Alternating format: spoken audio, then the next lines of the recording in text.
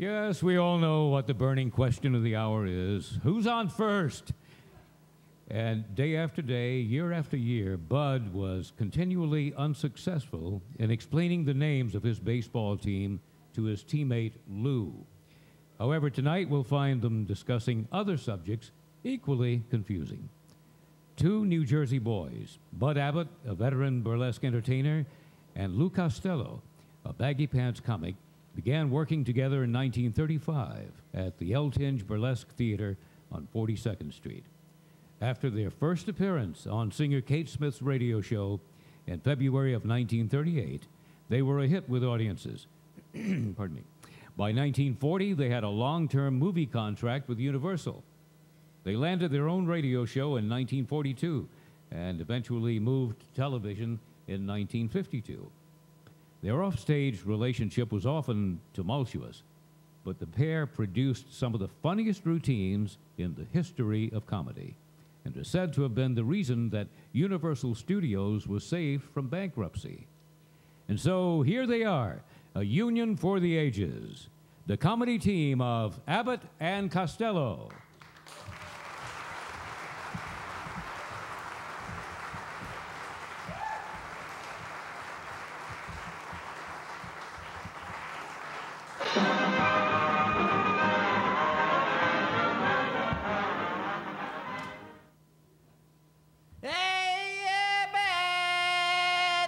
Don't give me any of your silly routine. What are you doing? I was just sitting here reading the paper.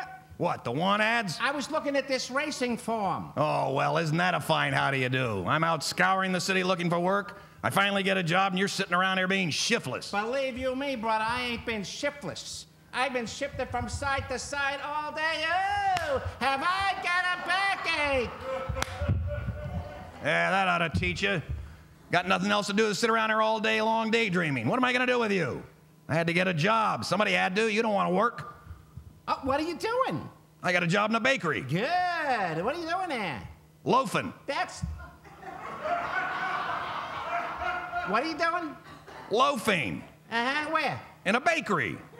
You're working? Well, certainly. Doing what? Loafing. Well, that's what I was doing here. I was just taking it No, easy. no, not that kind of loafing. You're just a lazy idiot. Not this here, not this kind here. I was taking it easy, the same as you. No, I work when I loaf. How can you work and loaf at the same time? Well, why not? Can you do that? Well, of course I can. That's what they pay me for. They pay you for what? To loaf. How do they pay you for loafing? You're in a baker store. You gotta do something. Well, I'm a baker, so I'm loafing there. You just go to work in a baker store and you don't do a thing? Oh, yes, I do. Oh, yes, oh, yeah. How much do they pay you for this baker store for loafing? $1.50 an hour. For loafing? I'm a union man.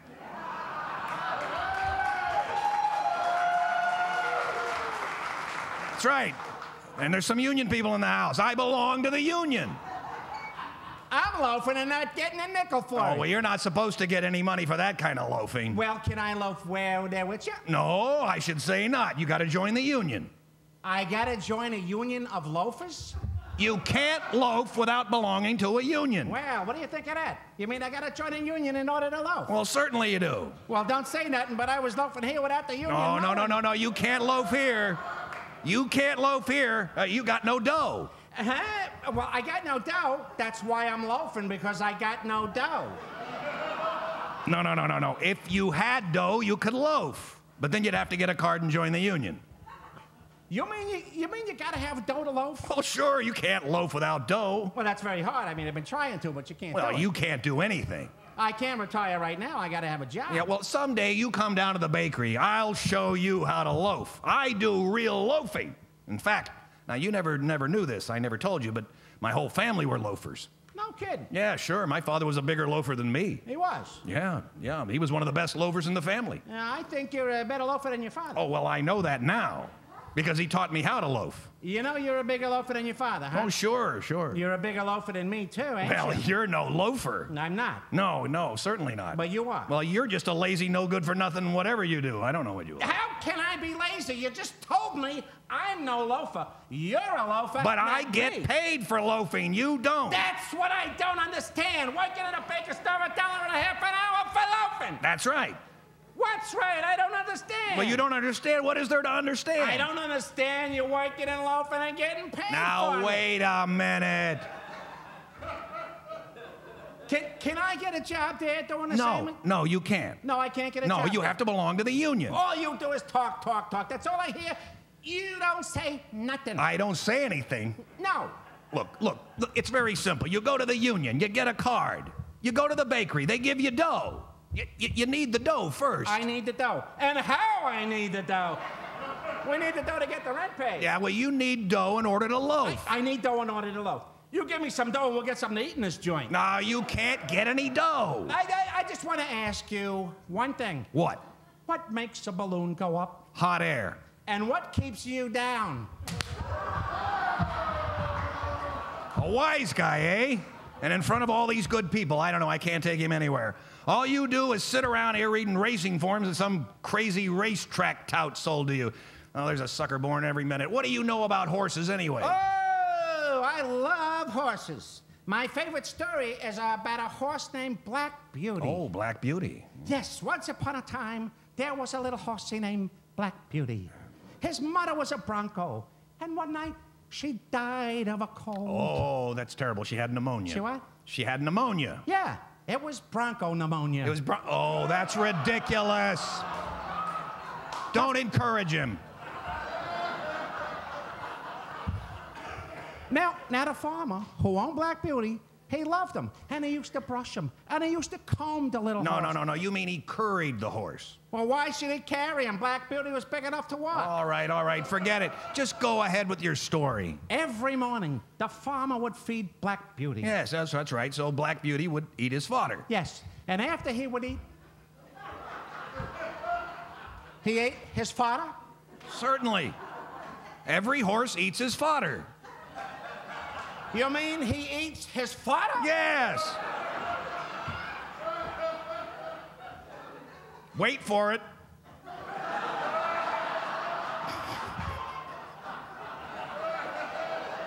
I can't hold my breath forever. That's right. His father eats his fodder, and his father eats his fodder. Pretty soon there won't be no fathers left for Father's Day. Look, to feed a horse, you take a bag and you put its fodder in it and you hang it on its nose. Now, ain't that a pretty picture? Black Beauty walking around with his fodder hanging on his nose. No. Never mind that. What's the rest of your story about Black Beauty? Well, Black Beauty liked to rain. Every time it would rain, he would run and run. He would run in the water. No, in other words, Black Beauty was a mudder. Yeah.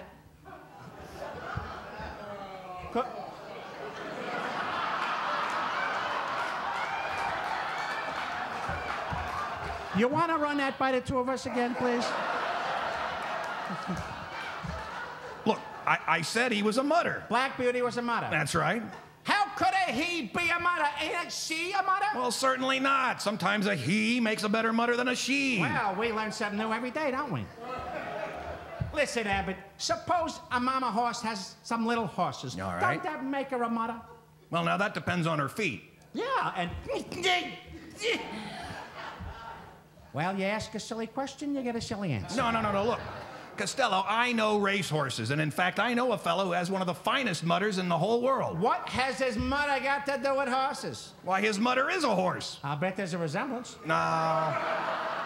Stop that. You don't even know him. Is his mudder really a horse? Of course, that's right. His mudder won the first race at Hialeah yesterday. Oh, he ought to be ashamed of himself putting his mudder in a horse race. What are you talking about? His mudder used to pull a milk wagon. Oh, but some people won't do for a living. Look, he takes very good care of his mudder. Well, in fact, sometimes if she doesn't feel like running, he scratches his mudder. Oh, now ain't that cozy? I suppose when he gets an itch, his mudder scratches him. No. I'm afraid you don't follow me. Not when your friends are related to a bunch of horses, I don't. So that's how your friend takes care of his mudder. And what does he give the old lady for breakfast? Oats? Don't be old-fashioned. Modern mudders don't eat oats. They eat their fodder. Here we go again. What did you say? I said he feeds his mudder his fodder. What do they got in the horse world? A bunch of cannibals? Never mind. Look, just go on with your story about Black Beauty. I think that was the name of it. Okay, all right. Now, one day, Everybody on the farm was very, very sad. Oh. The farmer was sad. Wow. All the little horses was sad, too. Oh, they were so sad. Wait a minute, just a second, Lou. Wait a minute. Wait. You're bringing everybody down here. Why was everybody so sad? Black Beauty was limping around. Oh, that is too bad. Oh, yeah. There was something wrong with its front legs. No, there was something wrong with his forelegs. Yes, and then...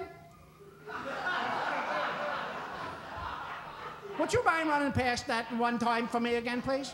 I said he was having trouble with his forelegs. I just told you he was limping on his two front legs. Well, Costello, a horse's forelegs are in front. His forelegs are in front. Yes. What are those things in back? Crutches? No, you don't understand.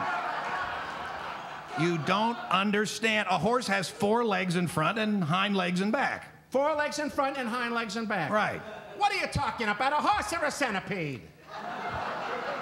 Listen, you idiot, I'm trying to tell you that a horse has 4 legs in front. Oh, but you're sure his 4 legs are in front? Certainly, I'm sure. Okay, then tell me this.